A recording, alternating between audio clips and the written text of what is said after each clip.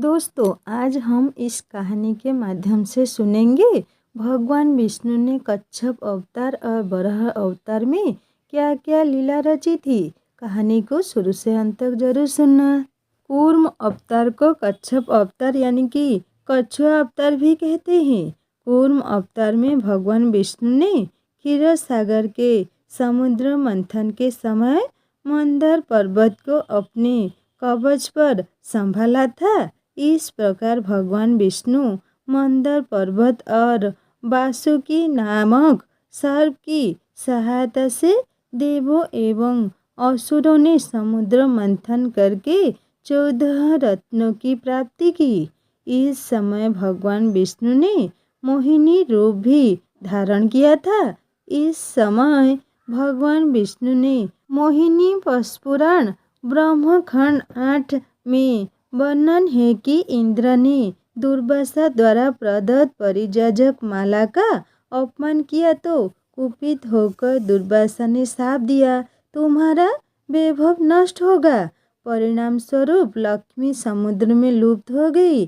तत्पश्चात विष्णु के आदेश अनुसार देवताओं तथा दैत्यों ने लक्ष्मी को पुनः प्राप्त करने के लिए मंदराचल की मथानी तथा वासुकी को डोर बनाकर क्षीर सागर का मंथन किया। मंथन करते समय मंदराचल रसातल को जाने लगा तो विष्णु ने कच्छप के रूप में अपनी पीठ पर धारण किया और देव दानवों ने समुद्र से अमृत एवं लक्ष्मी सहित 14 रत्नों की प्राप्ति करके पुनर्वध विभव संपादित किया। वह भी धारण किया था। दोस्तों, अब चलिए सुनते हैं वराह अवतार की कथा। वराह अवतार हिंदू धर्म ग्रंथों के अनुसार भगवान विष्णु के 10 अवतारों में से तृतीय अवतार है, जो भाद्रपद में शुक्ल पक्ष की तृतीया को अवतरित हुए। वराह अवतार की कथा हिरण्याक्ष और हिरण्यकशिपु ने जब दिति के गर्भ से पूर्णबार रूप में जन्म लिया तो पृथ्वी कांप उठी। हिरण्याक्ष और हिरण्यकशिपु दोनों पैदा होते ही बड़े हो गए और अपने अत्याचारों से धरती को कंपाने लगते हैं। यद्यपि हिरण्याक्ष और हिरण्यकशिपु दोनों बलवान थे, किंतु फिर भी उन्हें संतोष नहीं था। वे संसार में अजयता और अमरता प्राप्त करना चाहते थे। हिरण्याक्ष और हिरण्यकशिपु दोनों ने ब्रह्मा जी को प्रसन्न करने के लिए बहुत बड़ा तप किया। उनके तप से ब्रह्मा जी प्रसन्न हुए।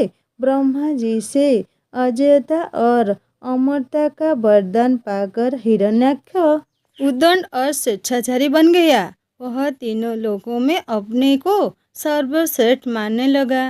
हिरण्याक्ष ने गर्वित होकर तीनों लोकों को जीतने का विचार किया।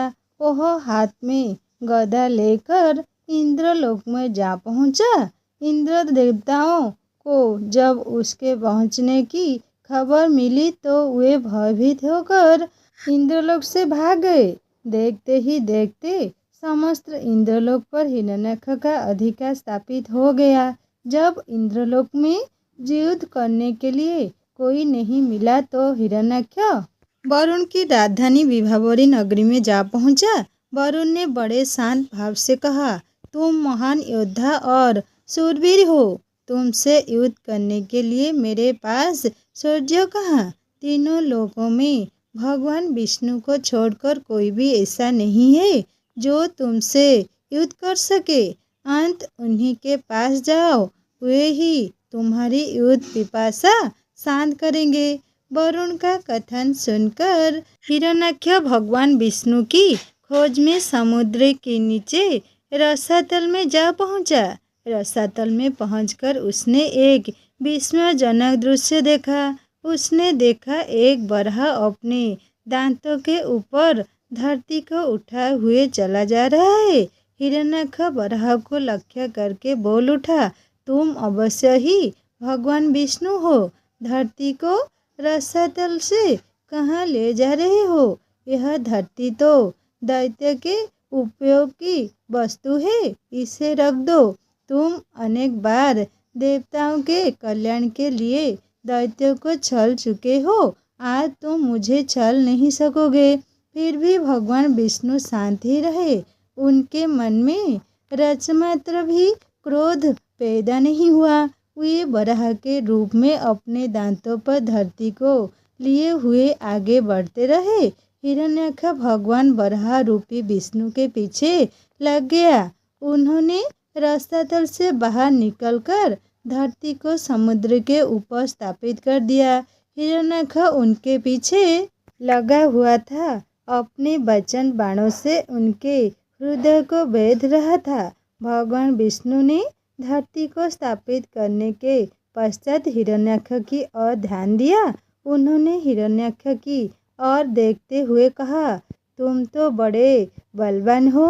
बलवान लोग कहते नहीं हैं, करके दिखाते हैं। तुम तो केवल प्रलाप कर रहे हो। मैं तुम्हारे सामने खड़ा हूँ, तुम क्यों नहीं मुझ पर आक्रमण करते?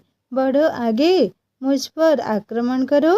हिरण्यक्ष की रगों में बिजली दौड़ गई। वह हाथ में गदा लेकर भगवान विष्णु पर टूट पड़ा। भगवान के हाथों में कोई अस्त्र शस्त्र नहीं था। उन्होंने दूसरे ही क्षण हिरण्यक्ष के हाथ से गदा छीनकर दूर फेंक दी।